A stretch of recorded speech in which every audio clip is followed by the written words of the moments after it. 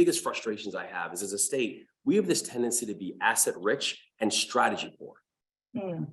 Right? When we think about the assets of the state of Maryland, and you mentioned a lot of them, NSA and Lockheed and NASA and NIH and the institutions of higher education we have here. I don't know a single state that would not trade assets with the state of Maryland. But why is it then that the state of Maryland over the past 8 years, we have seen national GDP rising of 23%, and Maryland's has risen at 11, right? We're falling behind. Why is it that we're watching that Maryland, is still, ranked 35th in the country in unemployment? That Maryland right now is ranked 47th in the most difficult state to be able to start a business. That we have more available jobs than we do people filing for unemployment because we have a skill set deficit and a disconnect. We are asset rich and we are strategy poor.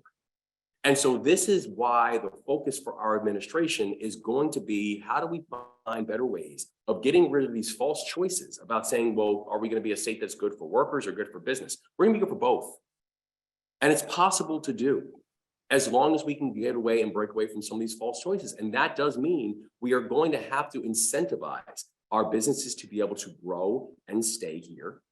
It means we want this to be a place where innovation lives and where entrepreneurs come to. It means we want this to be a place where we have to come up with a better way of thinking about our tax platform within the state. This factored in my reasoning for why we proposed the Keep Our Heroes Home Act, which expands the military pension tax exemption for veterans who have recently retired and are looking to start second careers as civilians. And right now, we are a state that is driving that talent away to other states. I want that talent here.